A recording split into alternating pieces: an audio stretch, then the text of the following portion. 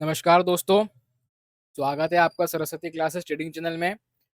और last video में हमने चर्चा करी थी कि जो निफ्टी है वो कैसे एक बहुत क्रिटिकल पॉइंट पे बैठा हुआ है और किस तरीके से अगर यहाँ पे 2026 का जो साल है वो एक बियर मार्केट जो है वो कन्वर्ट हो सकता है, अगर हमने कुछ इंपॉर्टेंट लेवल्स होल्ड नहीं करे तो।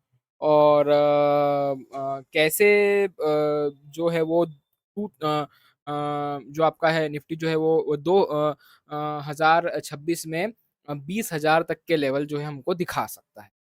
ठीक है। अब सबसे पहले जो है हम थोड़ा सा ग्लोबल मार्केट्स की बात करते हैं। तो जो आपका नास्दाक है, जो कि मैंने आपको बता के रखा हुआ है कि यूएस का 100 टेक स्टॉक्स का इंडेक्स है, जैसे कि हमारे यहाँ काइंड ऑफ बैंक निफ्टी है वैसा है ये। और आप देख सकते हैं कि ये मात्र एक दिन में 1500 पॉइंट गिरा है, मतलब 5% की इसने क्या करी है, गिरावट दी है। और अगर हम यहाँ पे सिंपली ये देखें कि इसको ऐसी गिरावट दिए हुए और कितना समय हो गया, तो वो मेरे लिए थोड़ा सा निकालना मुश्किल हो जाएगा क्योंकि 5% इसने लास्ट टाइम गिरावट दी थी 2025 अप्रैल में, बॉटम के जब पास में था। पर अभी इसने टॉप के पास में क्या दी है, ऐसी गिरावट दी है जो कि इसने 4.5% की 10 अक्टूबर 2025 में भी दी थी। तो अभी ये बॉटम सॉरी टॉप बना है कि नहीं बना है वो कंफर्म नहीं है, बिकॉज ये यहाँ देखो, ऐसे यहाँ पे भी इसने ट्रेंड लाइन को ब्रेक करा हुआ है, यहाँ पे भी इसने ट्रेंड लाइन को ब्रेक करा हुआ है, बट ये क्या करता है कि वापस से इसमें फिर क्या आ जाती है, बाइंग आ जाती है। बट हाँ, जो दूसरे टेल साइंस हैं, जैसे कि अगर हम आरएसआई को देखें तो आरएसआई बहुत ज्यादा ओवरबॉट हो रहा था। अब इसने क्या करा, एक ही बार में आरएसआई को क्या करा, कूल ऑफ कर लिया। पर हाँ, अभी 50 के नीचे आ गया है तो बियरिश ही कहलाएगा। हम तो मंथली पे देख रहे थे, आपको याद हो तो इस चार्ट को, तो मंथली पे ये एक नेगेटिव डाइवर्जेंस बनते हुए दिख रहा है कि यहाँ पे हाइयर, यहाँ पे लोअर हाई है और यहाँ पे हाइयर हाई है। तो मे बी यहाँ पे हमें एक नेगेटिव डाइवर्जेंस बनते हुए दिखे। पर मैं अभी कुछ नहीं बोलूंगा इस मार्केट को लेके, बिकॉज ये मार्केट बहुत ज्यादा मैनिपुलेटेड है अभी फिलहाल, बिकॉज ऑफ ट्रम्प। और अगर एक गिरा भी तो 26,000 से ज्यादा नहीं गिरेगा।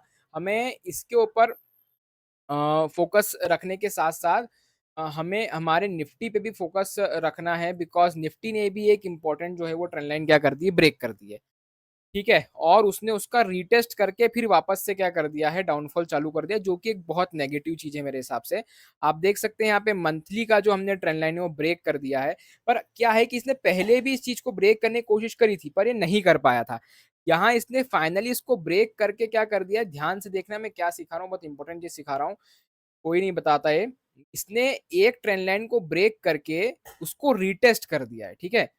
क्या होता है कि जब कभी भी कोई सपोर्ट ब्रेक होता है या जब कभी भी कोई रेजिस्टेंस ब्रेक होता है तो रीटेस्ट जरूर होता है। अगर रीटेस्ट होने के बाद में भी वो चीज जो है वो अपोजिट डायरेक्शन में जाना कंटिन्यू रखती है, इसका मतलब ये है कि वो जो ब्रेकआउट है ऊपर की तरफ या नीचे की तरफ, बहुत कुछ चांसेस हैं कि ये क्या रहेगा, ब्रेकआउट जो रहेगा वो इसी तरीके से क्या होगा, कंटिन्यू होगा। ठीक है ना। तो हमको बस इसके ऊपर क्या करना है, फोकस करना है कि इसने एक बहुत इंपॉर्टेंट यहाँ पे जो ट्रेंड लाइन है इसको सपोर्ट क्या करके रखा है, ब्रेक करके रखा हुआ है। और ये मान के चलें कि तो आ, एक बहुत इंपॉर्टेंट ट्रेंड लाइन क्या कर दिया, इसने ब्रेक कर दिया। और जैसे कि मैंने बताया आपको कि कभी भी कोई सपोर्ट या रेजिस्टेंस ब्रेक होता है उसके बाद रीटेस्ट होना बहुत जरूरी होता है। और ध्यान रहे कि ये जो चार्ट हम देख रहे हैं मंथली चार्ट है, मतलब ये बहुत बड़ा टाइम फ्रेम है, बहुत ही ज्यादा मेजर और बड़ा टाइम फ्रेम होता है ये। ठीक है। तो अभी यहाँ हमें क्या देखने को मिली थी, यहाँ हमें क्या देखने को मिली, ब्रेकडाउन देखने को मिली। फिर ये हमें क्या देखने को मिला, रिटेस्ट देखने को मिला। अब मोस्ट लाइकली ऐसा कुछ होना चाहिए। ठीक है। पहला सपोर्ट जो है वो 20,000 के आसपास है। और अगर और वीकनेस बनी रही तो हम लोगों को 19,000 या फिर 18,000 तक के लेवल भी देखने को मिल सकते हैं। अब मैं परमा बियर ऐसा कुछ नहीं हो रहा, मैं कि मैं बहुत ज्यादा बियरिश हो रहा हूँ, ऐसा कुछ नहीं है। ये चार्ट अभी फिलहाल यही बोल रहा है कि अगर ये ट्रेंड लाइन ब्रेक हुआ है तो, और जब तक ये जो लेवल है कौन सा वाला, ये वाला, ये ट्रेंड लाइन वाला, जब तक ये 25,000 या 20, हाँ 25 ही है ना, 25,000 अभी, जैसे इस महीने में अगर इस मंथ का देखें तो 24,900 या भाई 25,000 ही मांगे मानेंगे राउंड फिगर। जब तक ये लेवल ब्रेक नहीं होता है तब तक आप ये मान के चलें कि बाजार जो है वो बियरिश ही रहेगा। हम हर राइस पे क्या करेंगे, सेल करेंगे। अगर आपको अच्छे से टेक्निकल एनालिसिस आता और इस कैंडल पे जो ये ब्रेक हुआ था, अगर आप यहाँ पे सेल करते, अगर आप यहाँ पे सेल करते तो आपको बहुत अच्छा प्रॉफिट होता अभी, है ना। अगर आप यहाँ पुट बाय करते तो आपको अच्छा प्रॉफिट होता, बिकॉज ये रीटेस्ट कर रहा है। इसको अपन छोटे टाइम फ्रेम पे देखते हैं, ठीक है, डेली चार्ट, वीकली चार्ट पे देखते हैं। देखिए वीकली चार्ट पे और सदा क्या हो गया, सुंदर हो गया। कैसा कि देखिए यहाँ से क्या आया, एक फॉल आया इस तरीके से, रिटेस्ट हुआ और रिटेस्ट होके वापस से क्या ही मार्केट नीचे आई। अगर आपको बेसिक नॉलेज है टेक्निकल एनालिसिस के बारे में तो इससे ज्यादा सिंपल चीज और कुछ नहीं हो सकता। अब यहाँ से यूजुअली यही होता है बाजार, कि बाजार जो है अगर इस ट्रेंड में है तो ये क्या करेगा, नीचे ही आएगा, नीचे की और ही देखने को मिलेगा हमको, ठीक है। सॉरी। अगर हम लोग यहाँ से फिबोनाची लगाएं, देखो अभी यहाँ से अपन इस पे फिबोनाची लगाएं, यहीं से लगा तो गोल्डन पॉकेट से इसने क्या करा है, इसको गोल्डन पॉकेट बोलते हैं। 0.65 का लेवल जो होता है, 0.618 का लेवल जो होता है, गोल्डन पॉकेट से इसने क्या लिया, रेजिस्टेंस लिया है। और अब इसने फाइनली क्या कर दी है, 0.382 के भी नीचे क्लोजिंग देती है। मोस्ट लाइकली हम लोगों को जिस प्रकार से मुझे यूएस मार्केट दिख रहा है और वहां पे जिस प्रकार का वो जो सेलिंग आया है, अगर हमको नेक्स्ट वीक में वहां पे बाइंग नहीं दिखती है और सेलिंग ही दिखती है लगातार, तो बहुत कुछ चांसेस है कि भारत के मार्केट के अंदर हम लोगों को 21,000 से 22,000 के बीच के लेवल देखने को मिल सकते हैं नेक्स्ट वीक में ही, ठीक है। और अगर ऐसा होता है कि वो मार्केट समझ जाते हैं, बिकॉज जिस प्रकार से यूएस मार्केट गिरा है अभी, वो मूवमेंट हमारे बाजार में तो देखने को मिला ही नहीं है ना। तो मोस्ट लाइकली हम लोगों को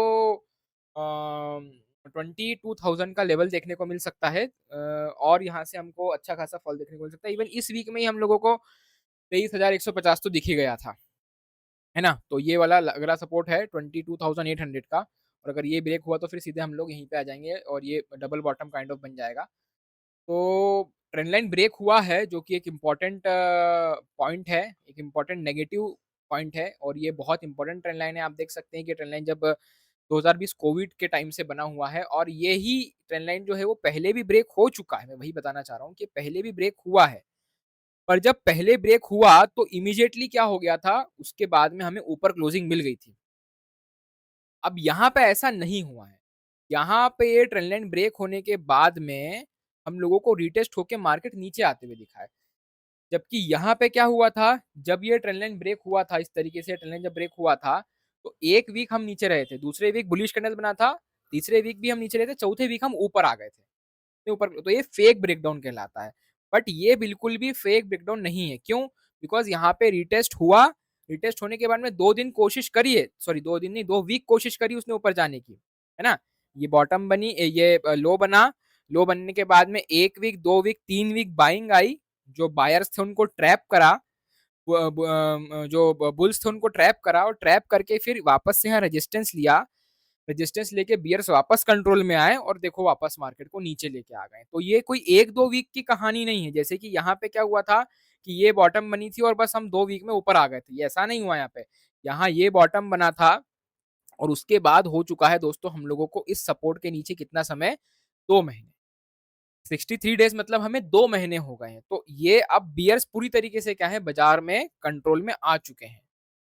जब तक आपको इस ट्रेंड लाइन के ऊपर क्लोजिंग नहीं मिलती, मतलब मैं अब बाइंग पूरी तरीके से बंद कर चुका हूं। मेरे पास जो भी बाय होल्डिंग्स थी, जो भी मेरे बुलिश कॉल्स थे, मैं सबको बुक कर चुका हूं, और मैं बहुत लंबे समय से बियरिश ही हूं, मैं नेगेटिव ही ट्रेड कर रहा हूं।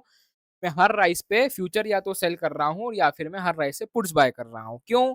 क्योंकि जब तक मुझे 25,000 के ऊपर क्लोजिंग नहीं मिलेगी, इस ट्रेंड लाइन के ऊपर क्लोजिंग नहीं मिलेगी, मैं अपने जो वो है बियरिश ट्रेड्स है उनको क्लोज नहीं करूंगा, ठीक है। बिकॉज एक बार अगर इसके ऊपर हमें क्लोजिंग मिल जाती है इस लेवल के ऊपर, तो मतलब बुल्स वापस से कंट्रोल में आ गए हैं, और फिर हमको नया ऑल टाइम हाई भी देखने को मिल सकता है आने वाले समय में, ठीक है। तो अभी मार्केट पूरी तरीके से बियरिश है। यूएस मार्केट ने भी अपना जो है वो मेन इंडेक्स जो है उसका आईटी इंडेक्स, उसको भी उसने जो है वो बहुत बड़ा कैंडल बना के एक नेगेटिव क्लोजिंग दिया है।